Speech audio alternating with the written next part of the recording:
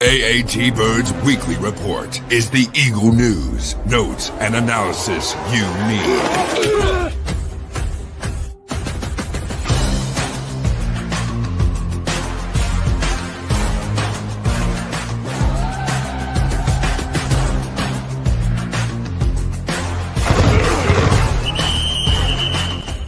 It's all birds, all the time. And welcome to another edition of the AATBirds Weekly Report. I myself, Johnny Ulecka, is joined by Matt Templin, as everyone knows, is Temp Daddy on X. With wonderful helmets behind you. He does some awesome work. We'll get into that towards the end of the show, be able to kind of pump him. The off season, Matt's going to join us. He's going to talk birds. We're going to have him on for the off season, through the draft, through all that good stuff, and maybe longer. We'll see how everything goes. But I like talking football all the time with you. Jeez. So we'll do it face to face, somewhat box to box, if you want to call it that. But Chip should be joining us later. He's got something that he is doing. He will join us because we are going to be talking, of course, about Saquon Barkley and Zach Baun getting re-signed, extended, however you want to say it. And then Slay and Bradbury out. We kind of thought that was going to happen. And then, of course, we have to talk about our own free agent options for the Eagles.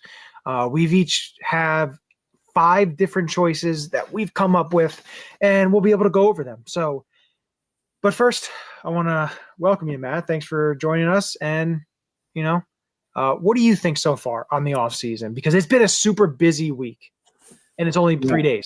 And not just for the Eagles either. It's going to be, if this is any indication of what the offseason is going to be, it's going to be another exciting one. Not just for us, just it's become the what we used to think of with the NBA, right? So like people flying all over the place, free agents signing huge trades. I could see that being a similar offseason this year. I'll tell you what, if you told me 5 years ago, let alone 1 year ago, that Howie Roseman was going to spend big and extend a running back and then extend a linebacker, I would have told you were crazy. I would say the same thing. I'm not expecting him to take a safety in round 1 at this point. He's just breaking all sorts of never know. Hey, who is it? Starks out of Georgia? Malachi Stark. We'll get into that. That's a future show. But I love what Howie's doing right now. He's taking care of his own, freeing up cap space at the same time. I'm excited. Baun was really the only move this offseason that I felt was a must-have for this team, especially this defense. I feel like he was the cog of that machine that allowed Vic to do so much, not just in coverage, but in run fits. So I think that was their number one priority, and I think they nailed it. I don't think it was an overpay by any means. It wasn't cheap, but I don't necessarily think it was an overpay considering the production you got out of him in this scheme. So as to kind of go over a little bit what you're talking there. So Zach Baun agreed today on a 3-year, $51 million contract with $34 million guaranteed. Now, in his original deal, it was a 1-year deal, but it was structured over, I believe, 3 years. Essentially, there was void years to make the $3.5 million essentially not a big hit at all. So my guess would be is it's a 3-year deal, but it's probably structured more like 5 years. Five or six, always like to do that. Now, Saquon Barkley, he signed the 3-year deal last March, and then they give him a 2-year, $41.2 million deal, basically giving him more guaranteed money because he had very little guaranteed money left on his deal. So they do that, and essentially, too, is what you do is you stretch out the void years, too, which, it's what the Eagles do. And, like, you have these guys in Saquon Barkley, A.J. Brown, Devontae Smith, Jalen Hurts, the offensive line outside of Mekhi Becton right now, and Cam Jurgens, essentially locked up for multiple years, all the way until I believe 2027 area. 2028, most of them except for Saquon. I think Saquon's through 27. Like, it's insane. And I saw something else and it made a lot of sense. And it's like, yes, they're doing this. They're getting ahead of the curve. They're doing what they want to do. But also this, and especially the timing of it, right before free agency. And they're letting people around the league, whether it's players, whatever it is, Agents. letting them know, hey, agents, big time, letting them know, we pay our people. And they pay the cash up front. And that's why they can do certain things is they give that lump sum up front. And another thing I saw, I believe I brought it up last week to Chip. And it was how the Eagles sold 8% minority stake. Jeffrey Lurie, sold 8% minority stake. And exactly what you're saying there. Yeah. You give me the money signal, $650 million. Plus they get the revenue share. So that's another. Yeah. They're going to spend. You need to spend money if you want to win. Now, cap, of course, you have to stay under the cap, but there's a way to manipulate that to stay under it. But cash is always king. And when you talk about cash and to be able to spend the money and give the money, and, it's key. And you look at these two deals with Saquon and Zach Baun, you extend both of these guys, which then kind of leads into the third point I have on the right side of the screen there. And it's Slay and Bradbury. Now, Bradbury there was a lot of stuff that he's been mentioned, but he's going to be a June 1st cut. He's going to be cut, and it's going to go for a post June 1. Same with Slay. And what that does is the big thing with the Slay move was it frees up a lot of cash. Now the cap number after June 1st, next year, a little over $4 million, and next year. Yeah. But listen, it's not out of the realm of possibilities he comes back. That is a possible, but this is them letting him, like they did a little bit ago, and like they did with Fletcher Cox. They release a player.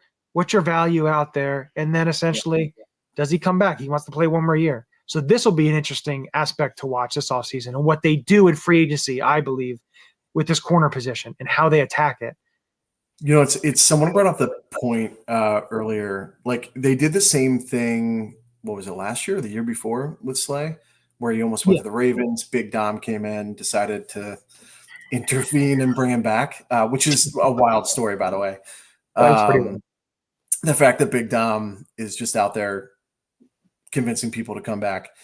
I wonder if it's the same situation. I wonder if there is a chance that he comes back similar to that situation, or if he really is gone.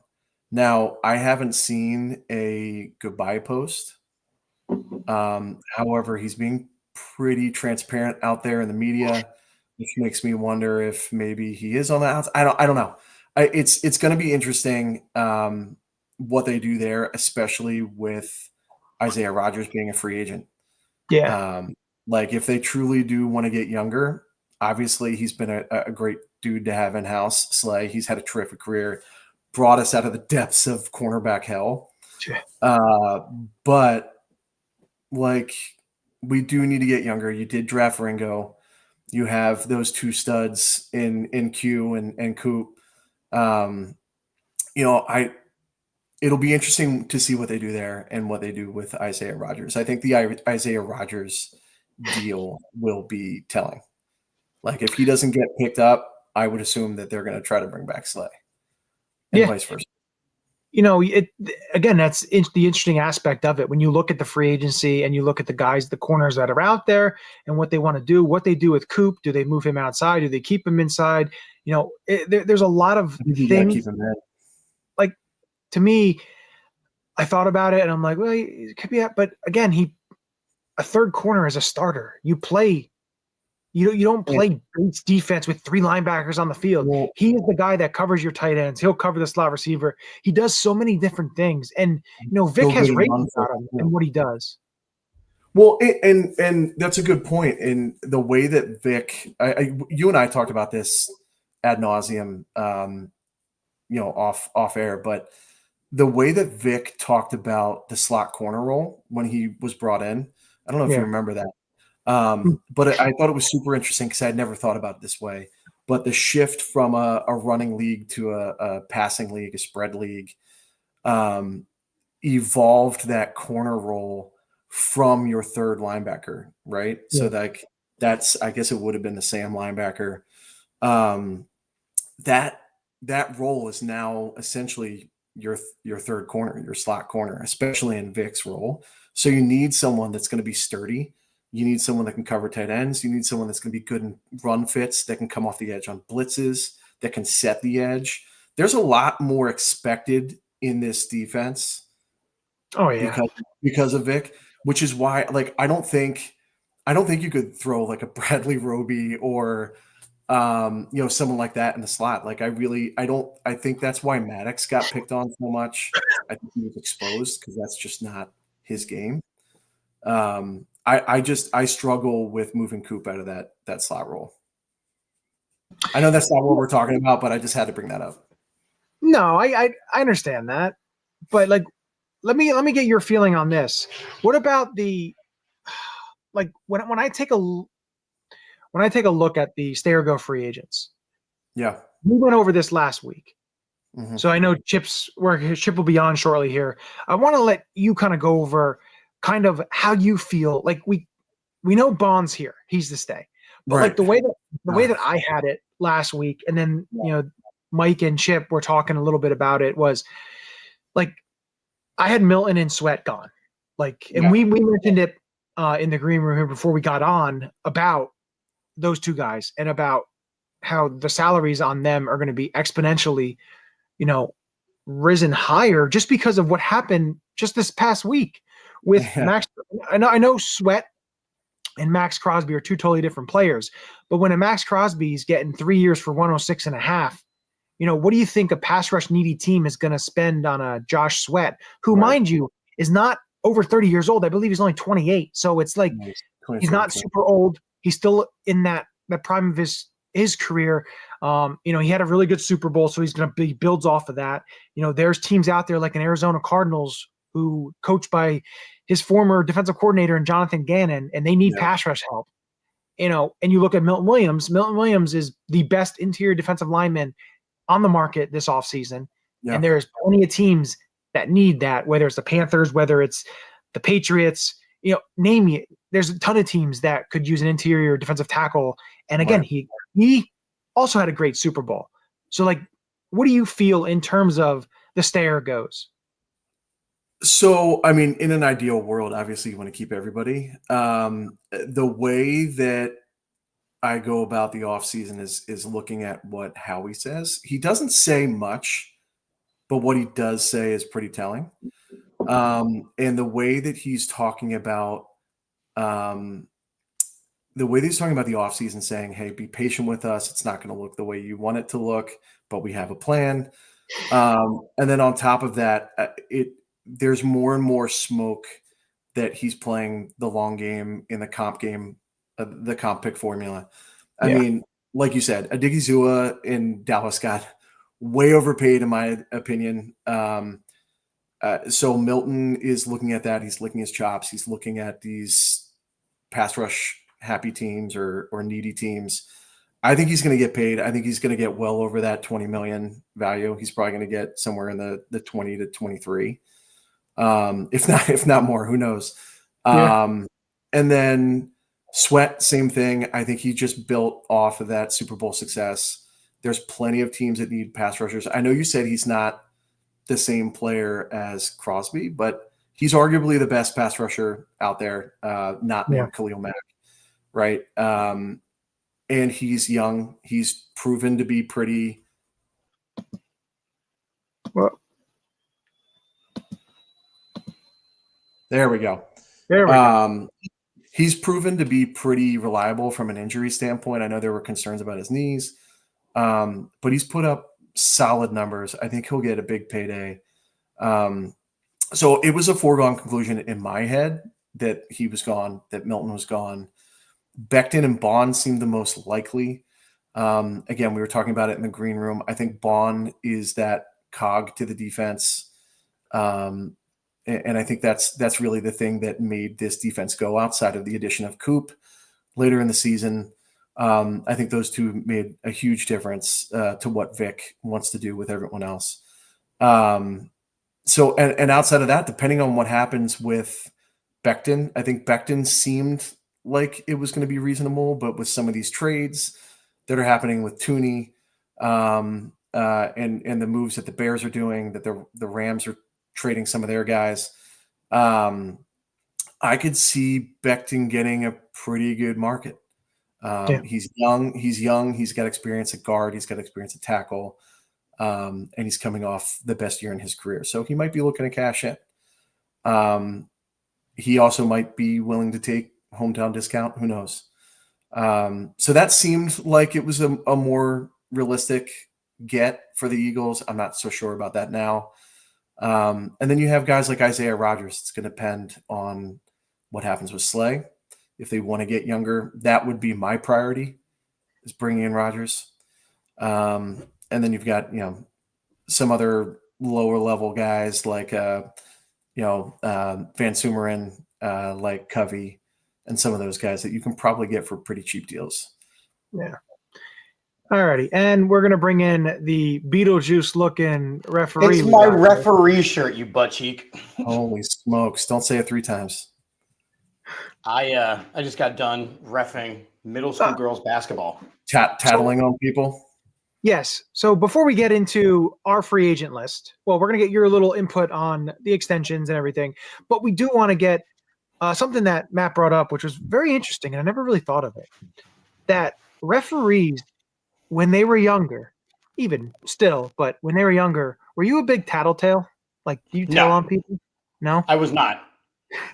Now, I will tell you, as a middle school teacher, I am somebody that is very black and white, and I struggle to live in the gray You're of wearing things. black and white, so. Yeah, I know. I'm a zebra. I get it.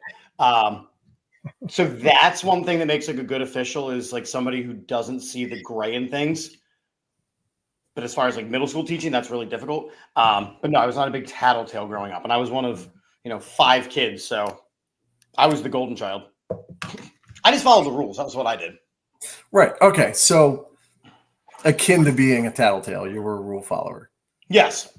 Like to the T. Someone told you a rule, you didn't break it? I had. Do you speed? What? No. I mean, I keep up with the flow of traffic. You wear your seatbelt. What's that? Yes, I do wear my You wear your seatbelt. seatbelt. I do. No, one of my 5 siblings was not good at following the rules, and she was always in trouble. So what I did as a younger sibling is I just did the opposite of what she did, and it made me look really good all the time. Okay. So getting back onto the topic of the Eagles here. I'm ready. The Eagles extended Saquon. We talked a little bit about that in Zach Baun. So the big thing, Saquon, he was going to be on the team whether he got extended or not. It's a great deal, rewards him, keeps him here a little bit longer because he only had 2 more years left. So you extend the void, do what you got to do there. See, freeing up more money down the line in future years, not potentially this year. Zach Baun extension, 3 years, $51 million. They paid a mandatory, needed it. But I think the thing is that Matt and I were talking about. It's like we've talked about years and years how the Eagles don't prioritize linebacker, running back, and it's just not what they do. And they go out and they extend Barkley, make him the highest paid running back in history, and they make Zach Baun the 4th highest paid linebacker in the NFL. So they just went off of what they said. I don't think that it's as much as paying a linebacker as the black and white of that. I think it's more putting value, and it's the same thing with Saquon, putting value into a player that, in my opinion, should have won Defensive Player of the Year. Right? And I think regardless of the position that Baun played, he had a caliber of a season that required an extension. It just so happened that he plays linebacker. It just so happens that Saquon Barkley plays running back. I think if Jalen Hurts had that level of deal, or had that level of season, you could have that same conversation. I think if Devonta Smith had the same level of season, you pay him a little bit extra. Like, I think that having that caliber of a season made it almost a requirement to reward them appropriately. It just so happened that it's in 2 positions that we don't normally pay. Plus, that was we did that was draft. great. That's what corner. That was great. Yeah. Plus, we did draft a corner with the first round pick for the first time in 22 years last year too. So, doing a lot of stuff off script, if you want to say what they usually. It's funny because I was listening as I was following the speed limit home for my game, and you guys were talking about the cornerback room and Slay being released and Bradbury being released. I mean, we got to include it. And it's funny because last offseason, Johnny, you and I talked about the fact that we had such a depth and wealth in the cornerback room, right? And we talked more about not depth in terms of there was a lot of youth in there. Eli Ricks. But we were able to do whatever we wanted. Yeah. We were able to do whatever we wanted with it. Now we're kind of moving toward the not as much veteran experience, which is a little bit concerning to me. Like I almost feel like losing both Slay and Bradbury could be a problem. Because again, we all trashed Bradbury on the field, but Bradbury in the room made apparently a humongous difference. So to lose both of those levels of veterans, if Ringo doesn't step up, if we let Isaiah Rodgers go, like you really do need to evaluate what's going to happen in the cornerback room because you're choosing to release Slay. I hope he comes back. I truly do. I think it's either Slay or Rodgers, in my opinion. I agree. It's one of the two. Personally, I would rather have Rodgers just because of his youth. But again, like I'm just saying, that's a lot of youth in the room. Yeah. Matt, I completely agree. Experience, though. Like it's like Rodgers is a little bit different than like a Ringo per se. Because Rodgers has been a starter. He's a little bit older. Right. I mean, Ringo's only 22? Yeah. He'll be 23 this year. His third year, which is crazy. But I think Rodgers would give you enough of a veteran presence because you still have Reed, you still have CJ, you still have those guys. Right. And it's funny, Matt, because you were mentioning not for any reason moving Cooper back inside or moving him outside, keeping him inside. And I agree completely because the way that he played, and you look at the sure-handed tackling that he was able to do, dude. Not only is he able to cover the slot receivers, but he's able to bring down the bigger tight ends. I mean, he tackled Derrick Henry in open field as a solo tackle. So you got to allow him to fly around. And look at that Bengals game. I mean, he single-handedly saved that Bengals game. He had two tackles for a loss in critical downs against one of the best receivers in the NFL in Chase. I mean, you just can't move him, in my opinion. Him and Baun. You can't, but you have to allow that whoever is pairing up with Quinyon on the other corner has to be able to hold his own. Because you look at why Coop is able to do what he's able to do. It's because Slay was shutting down top-tier receivers. It's because Quinyon was shutting down the second-tier receiver, like the 1A, the 1B, right? The outside receivers weren't a threat most of the season. Everything was kept in the middle, which allowed Cooper DeJean to fly around. It allowed Zach Baun to stack up the tackles because everything was happening directly in front of him. Yeah. Good point. So this now brings us to our list. So we have free agents. Johnny, 5 free before agents. you pull up my list, can I just ask, did I follow the cap rules? You didn't do any numbers. I know, but my biggest fear, because when you trashed my keep 'em list, was that we were going to mess up the cap. My biggest fear is having you make a list, but I still like to do it. All right, well. So I did take somebody off the list because I told you only 4 to 5. You don't. I was trying to live in the gray. That's what happens when you listen to gray, man. Coming from a teacher. Well, see, he did break rules. So if you want to call them rules, they're Johnny guidelines. Yeah, they weren't Ulecka locked in. Okay. Hey, at least you did your homework. I did. On time, early actually. So we're gonna start with Matt's list. Okay. So we're gonna pop that up on the screen, and I'm going to move him in the middle there. There you go. So go ahead and break down your list on who Thank you have. Thank you for updating it, by the way. Yes. I just want to preface that this is assuming that we are not re-signing Becton, that we are not re-signing Sweat and Milton, and we may or may not trade for Garrett. Like, this is just assuming that this is status quo, right? I just want to preface that. So the first guy I have on here is DeMarcus Walker, edge. Big guy, 6'4", 280. He will be an older free agent. I think he's 31 in September. Similar skill set to BG. Big guy that can slot inside, that can play the edge. Did overlap with Fangio, his head coach in 19 and 20.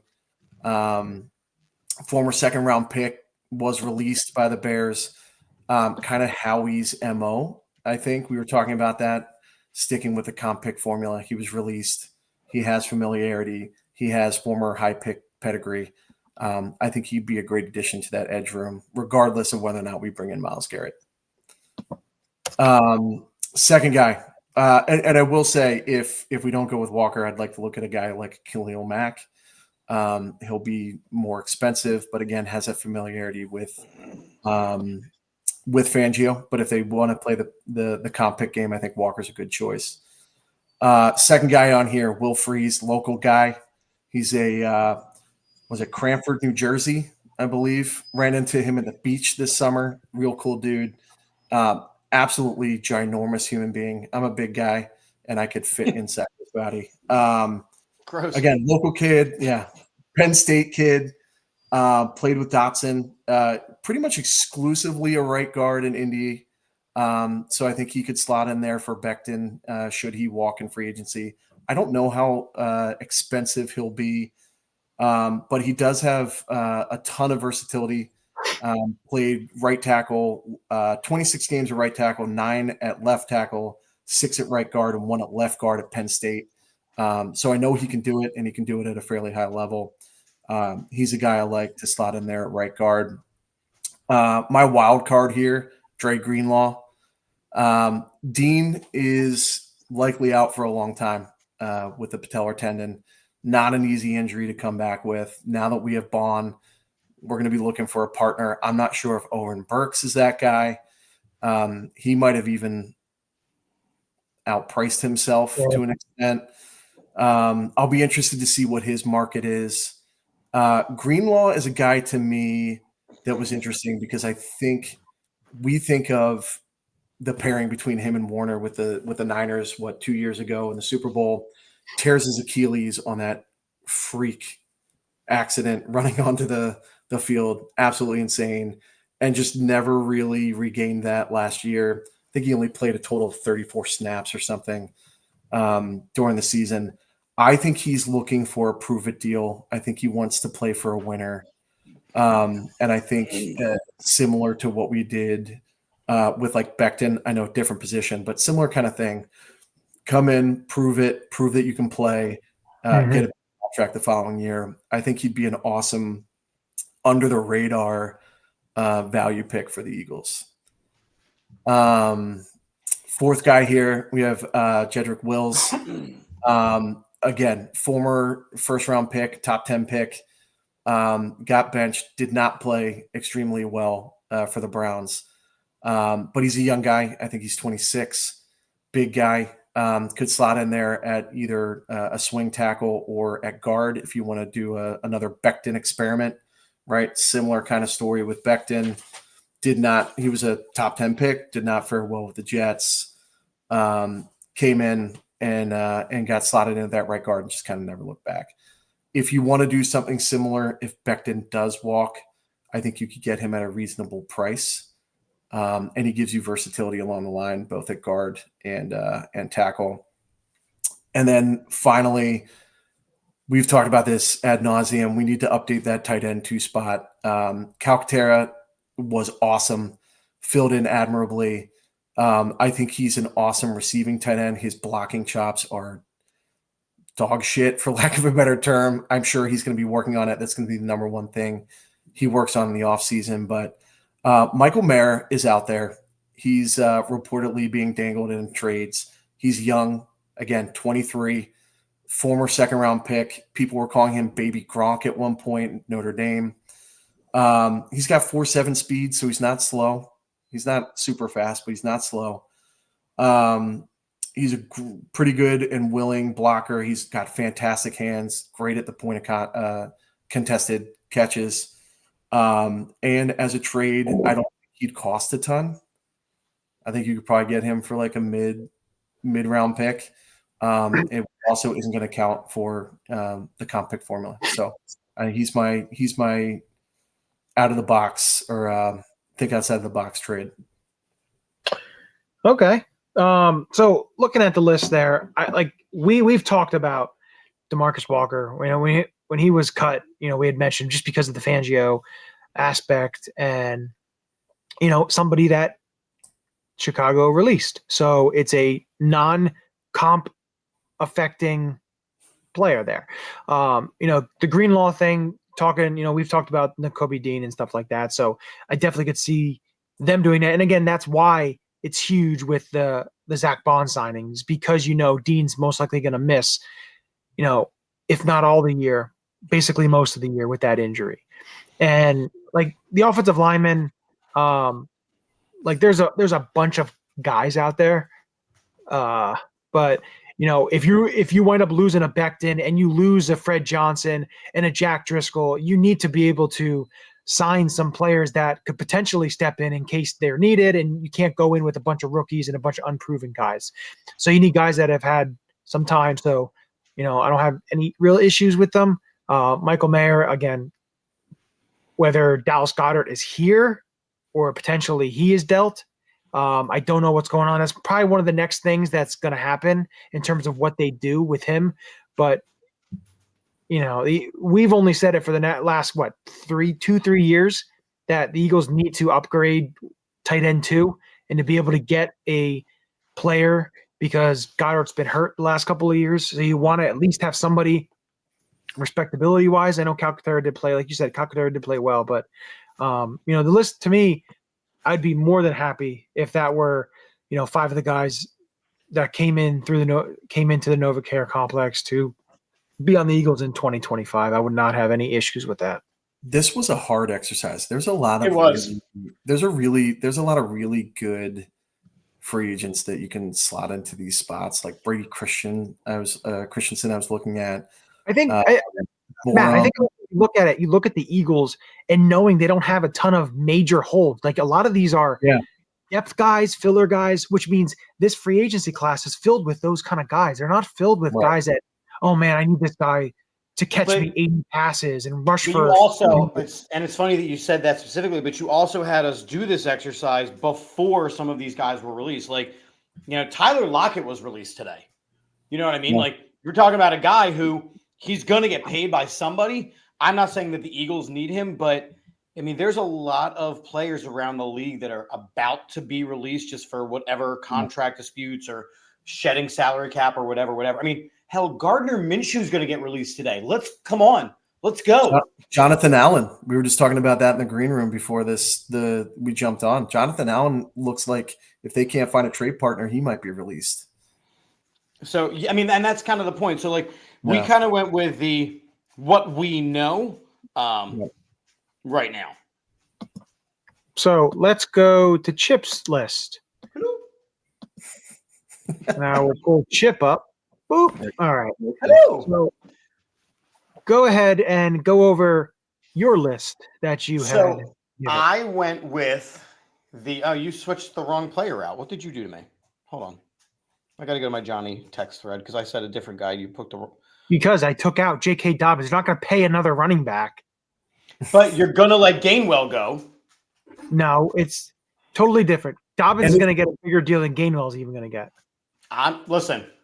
They're going to the draft. They're going to the draft for running back. And listen, they're most likely going to the draft. So what I did on my list, and again, I'm the same way. Like if we can get Myles Garrett, let's go out and get him. I didn't even consider trades. In reality, I would love to get a guy like Myles Garrett.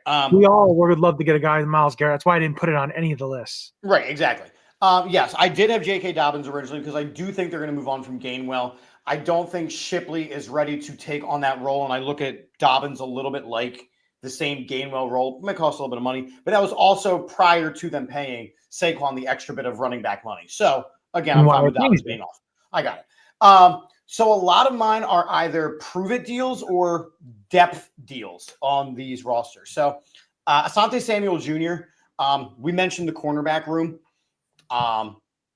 With Slay being released and, potentially bringing back Isaiah Rodgers or potentially bringing back Darius Slay, I would love to get a guy like Asante Samuel Jr. Just for the fact of a little bit more depth in that room. Because, again, depth is great for a while until you start racking up injuries. So getting a guy like Asante Samuel Jr. who can step in and start at any of the cornerback spots, I love that idea. Edge rusher and D-line, I love Ojulari. I think that, Johnny, you were one of the biggest supporters of the defensive line of the New York Football Giants. And if Ojulari is going to be out there, let's add some depth. Because, again, we're getting rid of Sweat. We're probably going to lose Milton Williams. Brandon Graham is probably retiring. So we got to get a guy who can dominate a little bit on the defensive line. Assuming that we don't re-sign the plethora of offensive linemen that are going to be moving on. Again, I said that Fred Johnson's going to move on. I think they're going to keep Landon Dickerson. I really want to keep Mekhi Becton. I think he's new priority. But I like a guy like Matt Pryor who knows the Stoutland way of doing things. I like a guy like Matt Pryor. We watched Matt Pryor play. And it was not fun. It was not a fun thing to watch. But again, look at the Jeff Stoutland way of doing things. Pryor going back in. If he can make Mekhi Becton an all-pro caliber player, I trust him. I trust the guy. We couldn't make Pryor an all-pro. You're talking about a young Pryor, right? This is a little more of an experienced Pryor. You're teaching him. He's also can play multiple positions. I'm a big believer in what the Eagles do. Pryor. He's not going to become great. Again, it's multiple position depth. Again, my top thing is get Becton back, and then we can wipe Pryor right off the list. I get the thinking there. If I'm digging into the free agency, I don't want to pay a backup lineman a ton of money. Pryor is going to come very, very cheap. He's going to learn at the altar of Jeffrey Stoutland, and he can play multiple positions, which is a cornerstone of what the Philadelphia Eagles do along the offensive line. So that's why Pryor made my list. Same logic. Looking at the tight end 2 position, I think Hayden Hurst is an absolute beast. Great hands. I was torn between him and Gesicki, but I think Gesicki is going to cost a little more. Adding to my list. Wait. Breaking news, Chip. Yep, I was going to say, add to my list right now, Joey Bosa.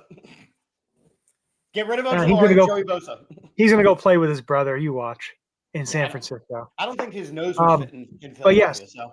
Joey Bosa was released, which saves money, which means my opinion is the Chargers are going after DK Metcalf and trying to clear up as much money as they can. I think I'm gonna call her right now on this show. I think DK Metcalf ends up in Dallas.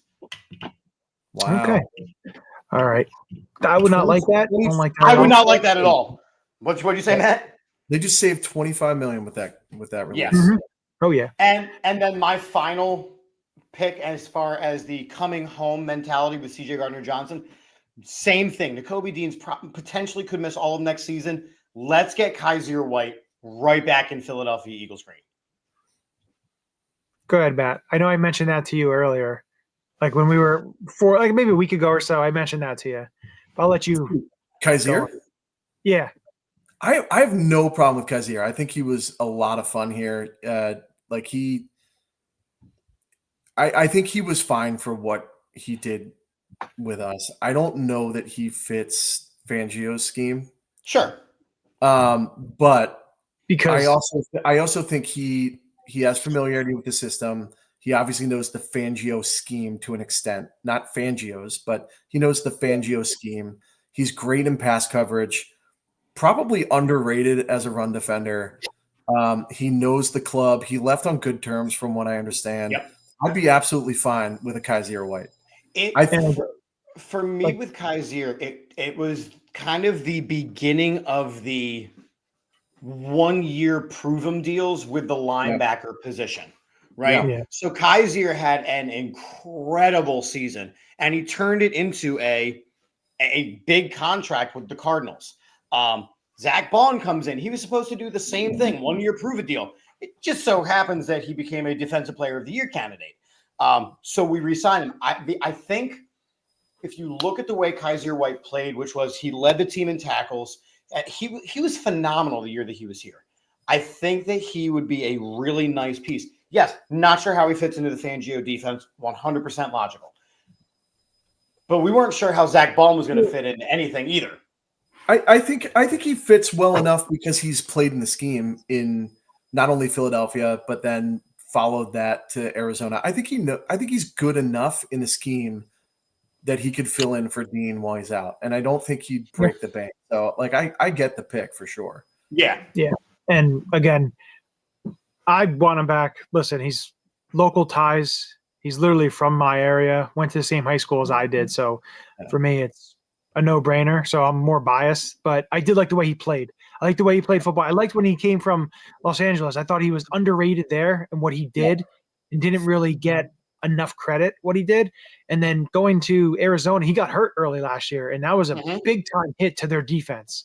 So, for me, it's just I would definitely welcome that because he knows the city. He knows a bunch of guys that are on the team. And again, you're looking at the leadership component as well. So even if he doesn't fit perfectly into the scheme, you're looking at a guy with a C on his chest, right? Yeah, you're right. Yeah. So if you end up losing a guy like Darius Slay, who was a team captain, that's an easy replacement as far as leadership role goes. Now, obviously, he's not going to be appointed a captain right away, but he has that respect among the NFL. I wonder if they go someone like that. That was where I struggled with Greenlaw. Like Greenlaw would be so much fun. Like that was kind of that was my luxury pick. Mm-hmm. And the only reason I wanted that is because I think it would be a 1 year. It would be a 1 year rental, and then he's gone, and then Dean steps back in, assuming he comes back 100%. I wonder if White would be willing to take a 1 year deal and take a backseat once Dean's back. I mean, he was before. That's what he was here with before. And he parlayed it into a huge deal with Arizona. Yeah. So this brings me to my list now. And before you go to your list, you cannot underrate the black visor swag, by the way. Yo. We need to bring back more of that for the Eagles. That 2022 team had some serious black visor swag. A lot of those black visor. Yeah. And again, again, the swag thing was just kind of my list was centered around the idea of prove it deals and depth pieces and replacing guys that aren't going to be coming back. If we're going to bring back a Josh Sweat, which we're not because his market is going to skyrocket, we don't need Ojulari. You know what I mean? These are all kind of luxury picks, but to fill in the rooms. These guys are guys who have started in the NFL, maybe not so well with Pryor, but I don't want to pay addition. Here's my thing. If we're going to pay a lineman a good chunk of money, it needs to go to Mekhi Becton. It doesn't need to go to Matt Pryor. If we're going to pay for a dirt cheap lineman, Matt Pryor's fine. Yeah, we'll see. So it brings me to my list here. So I've got. I like that we all picked a tight end. We all picked a tight end. Yes. I didn't realize Ali Cox was a free agent, by the way. Yes. I thought he had another deal. That's a good one. I think that's perfect. And I'll start from right and go to left. So since you brought up Ali Cox. So Mo Ali Cox, tight end.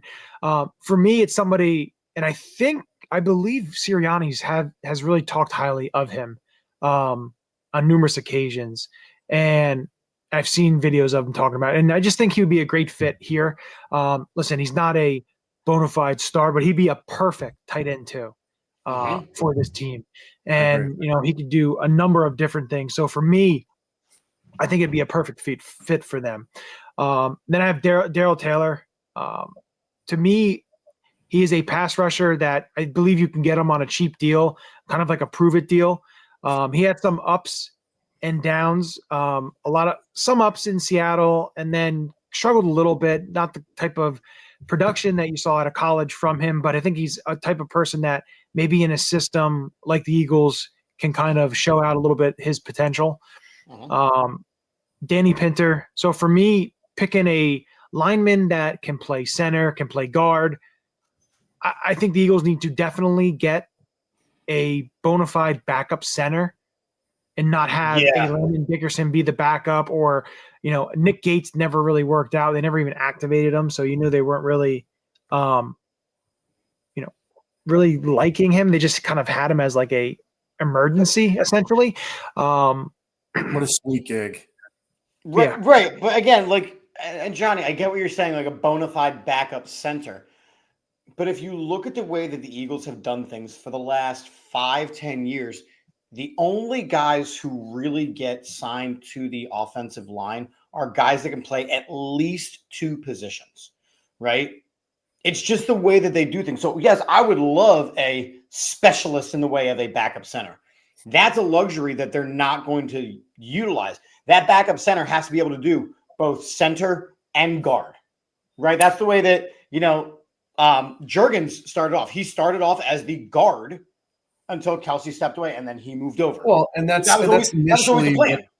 That's also what they signed. That's what they signed Sayamalo to do. That's what they signed Dickerson to do. Sorry, drafted them to do. Yep. And they want Fred Johnson could play both tackle spots. Yeah.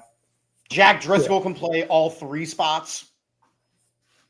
So, if you would like to know, Danny Pinter did play his first 3 years at guard and then played last year at center. So he can play both positions. So for them, it's, they can do it. It falls right into their mantra. That's their thing. Did he overlap with Sirianni? I believe that he was there from 20 to now. So yes. So what, 1 or 2 with the exception of Sanborn, everyone on your list has some sort of connection to the coaching staff. Yeah. You've got Vic Fangio Jones. You son of a bitch. The other interesting thing is Danny Pinter went to John Adams High. The little Boy Meets World reference for with Corey Matthews? Was Mr. Feeney his teacher? Feeney. Jonathan Turner. Feeney. And Topanga. Oh, yes. My daughter and I are watching this. We're on season 3, so she's watching it. So it's kind of good for me because it's recollection of watching, because I like the show and she's enjoying it. So it's always good to watch that and not like a Hannah Montana or stuff like that. What? Podcast to podcast. Did y'all hear about the Boy Meets World drama on their podcast? Yeah, Corey doesn't talk to him. That's not the drama I'm talking about. Oh, no, I don't know about the drama. Rachel, a.k.a. Maitland Ward, who has shifted her focus into the adult film industry. Oh, interesting. And was a guest on their podcast last week and got into a verbal altercation with Topanga. Yeah, they're beefing. It was saucy. Boy. Interesting. It's kind of hot. Anyway. Now brings us to my last 2. Jack Sanborn, linebacker, wasn't tendered. He's going to be free agent for the Bears. Had a very good rookie season. I believe he played – I don't think he played with Baun at Wisconsin, but I know he played linebacker at Wisconsin. He would be – to me, he'd be a cheaper one of those cheap options that we're talking about with linebacker position with Nakobe Dean recovering. A guy that can play that position – and I feel like he'd be a very low-cost type of linebacker that kind of fits their need. So I would like to see him. Listen, anytime you can get a Wisconsin linebacker, they had a lot of luck with T.J. Edwards, Jack Sanborn played well. They had luck with Baun. So I think he'd be a player that would help the defense and be able to thrive under the Fangio scheme. So would And you he's rather? also used. Oh, sorry. Go ahead. No, just real quick. Would you like? I'm looking at your list. So you're strictly going from out of the Eagles organization. You mentioned kind of the cheapness of them all and what he would fill in as. Wouldn't you rather sign like a Ben Van Sumeren who's already been in the system then? Ben Van Sumeren is already going to be signed because, like I mentioned last show, he's an ERFA. So essentially, whatever they offer him, he's got to sign it. And if he doesn't, he sits out a whole year. Got it. So, okay. Yeah. But you were saying, Matt, on Sanborn? I was just going to say, I think he's the kind of guy that would love the opportunity to start. I think he is a team player from what I've seen. Like when he's asked to step in for an injured TJ Edwards or whoever it may be, I think it was Terrell Edmonds, went down for a couple games. He filled in. He was an absolute stud. I remember you and I talked about it when he did. But he's also a special team stud. Like I think he's the kind of guy that would come in and either steal the spot or be okay kind of being that role player, playing special teams, being that BVS if he doesn't fully recover from that ACL. Yeah. Which I think he will. But can you imagine Sanborn and Van Sumeren running down on kickoff? With Sidney Brown? Well, they'd kill someone. But no, so I added him there. And then last one is a release from the Seattle Seahawks to yesterday, I believe. Draymond Jones was drafted by Fangio in Denver. So there is history there. 6'4", I think he's like 6'4", 6'3", 6'4", 281. He hasn't lived up to the contract Seattle gave him, but I feel him getting back into the Fangio scheme can definitely help him, elevate his career.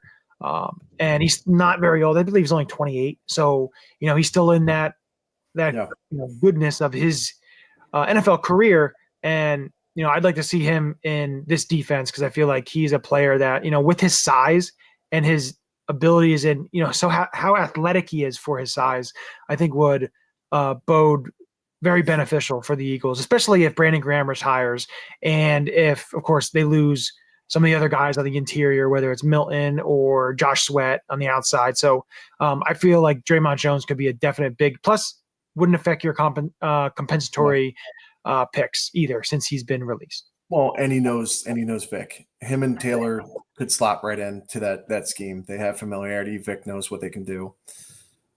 I like those picks. Yeah, I mean, I think they're strong picks. And again, like Matt, like you mentioned, I mean, they all have a connection to the Sirianni side of things. Yeah. Or at least the coaching staff. Yeah. Well, I think that's big with Vic. I think Vic has looked for that. Which makes total sense. I mean, it's a smaller learning curve. You have people that can teach on the field. Yep. Right? Like I think that's huge, and that's why I like Khalil Mack. Like I didn't want to go with some of the bigger names. Listen, Like I love that name. Yes, but I think Khalil Mack makes a ton of sense if they can't land a Garrett, for example. I think Garrett is one. I think 1A or 1B would be Khalil Mack or someone like that. Yeah. Someone that has a versatility. Yeah. And two, you look at like this exercise, like for me, what it is I'm not trying to go for the well-known guys. There may be one guy that is like, okay, that's like a definite, but it's more looking at the free agent list, seeing some guys on there that may not be super talked about, may not be like in people's minds that you're bringing up and kind of giving people the options of, okay, I could see that guy. Okay. Yeah. He may be low on the list there, but he's not going to cost you that much. He's not going to affect your compensatory picks. And he's a quality player that can get you something. Like in 22, when the Eagles signed Kaiser White, like, yeah, it wasn't a huge deal. And he was that mid-level type of free agent. And he wound up doing really well. They signed Zach Baun. We thought he was a special teamer and a backup edge rusher. That's what we thought he was going to be. I think Howie thought he was going to be that. I think Vic thought he was going to be that. And he wasn't. There's always diamonds in the free agent market. You just have to try to uncover them.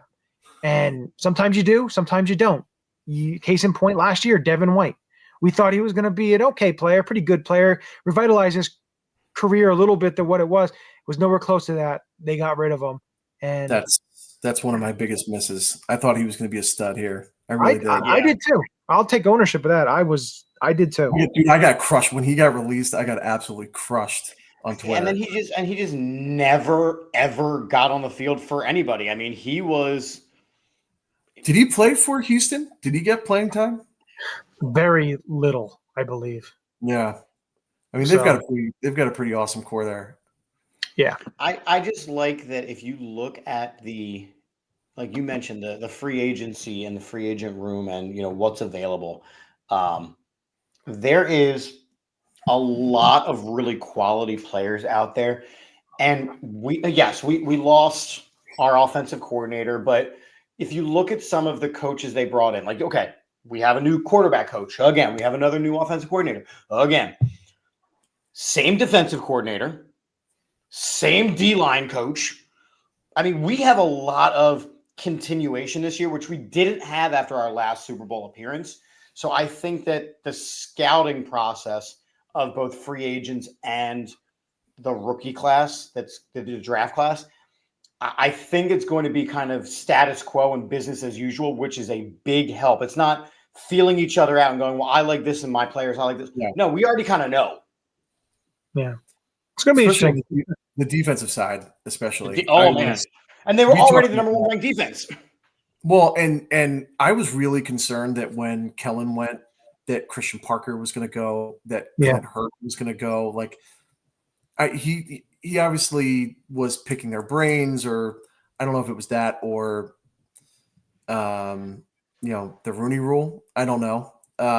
But when I saw Christian Parker's name, I was very concerned because what he did with that defensive back room was incredible.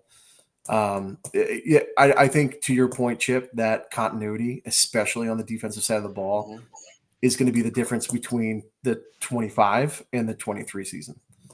And if you think about it, like, okay, so why have the Chiefs been so successful? Well, they keep a lot of their coordinators, right? It's Andy Reid's team, but they keep a lot of their coordinators, career coordinators.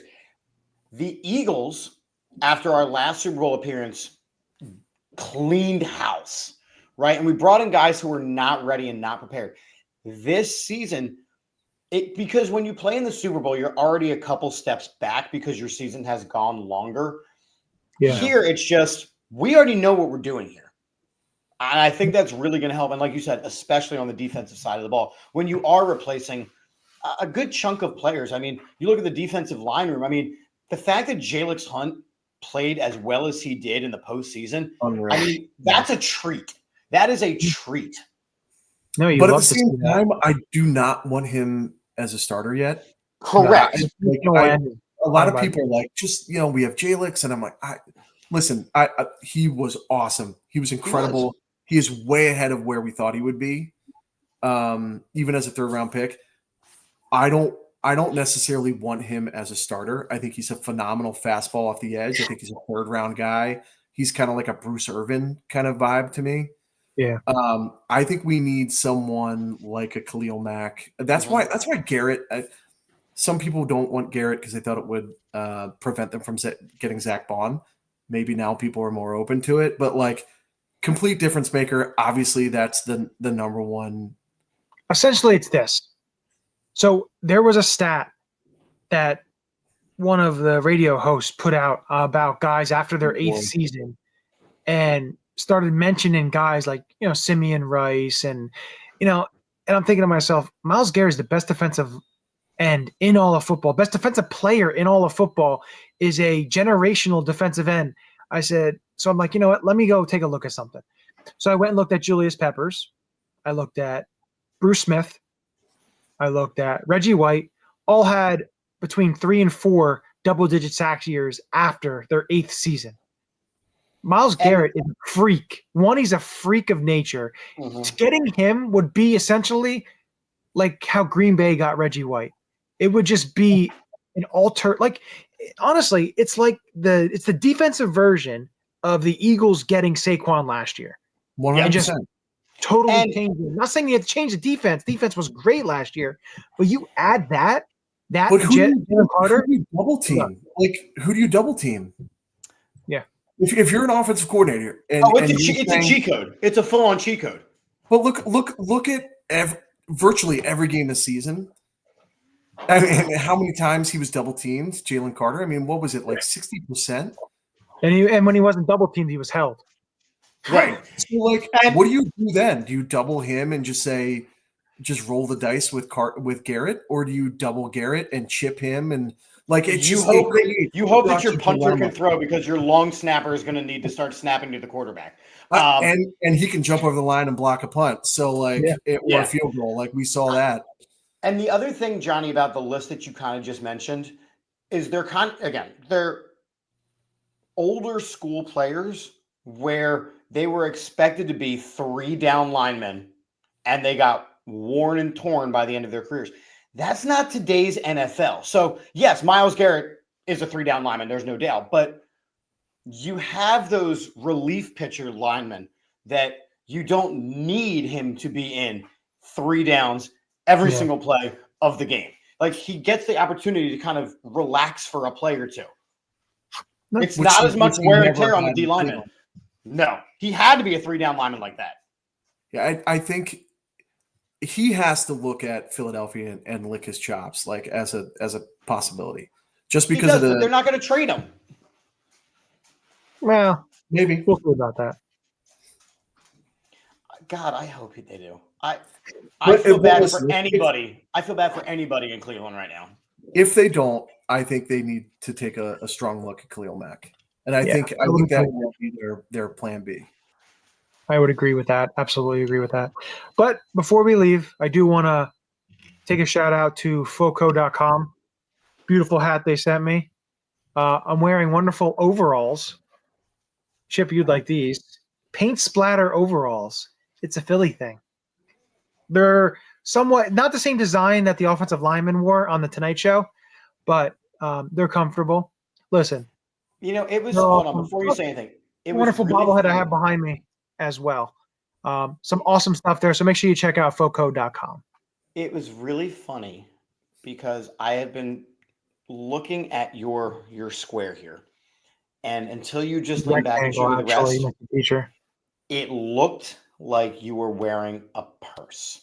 And I couldn't figure out for the life of me what in the hell. It's a satchel. It's a satchel, right? Indiana Jones had one. There were Skittles in there. I was struggling, and I'm glad that you showed me the rest of your. You were struggling. When don't you struggle? That's fair. That's a fair point. That's a technical foul. Okay, you're out of here. Like I said, Foco.com. Some awesome stuff on there. So, and no. What a great segue. I know, isn't it a great segue? But no, it's comfortable. Also got awesome Jalen Hurts Sao Paulo game bobblehead behind me. They're essentially a bobblehead place, and they've got everything, whether it's baseball, football, you name it, and they actually have like whole team bobbleheads too. It's pretty crazy the stuff that they sell and the awesome apparel they have now as well. They're also coming out with Super Bowl champion overalls. So make sure you keep an eye out for that because I'm sure those are going to sell quickly. Because listen, if Eagles fans are going to buy snow from a game, you mother. I was about to say, I thought you were turning around to pull the fucking snow out. Dude, if I had snow, had I known you were going to bring up the snow, I would have pulled out some snow. But no, magazine's great. Everything is awesome. But no, everything at Foco. Check it out, Foco.com, Foco.com, and we're going to be working with them. Some other stuff we have planned. So keep an eye out. There's some stuff in the future.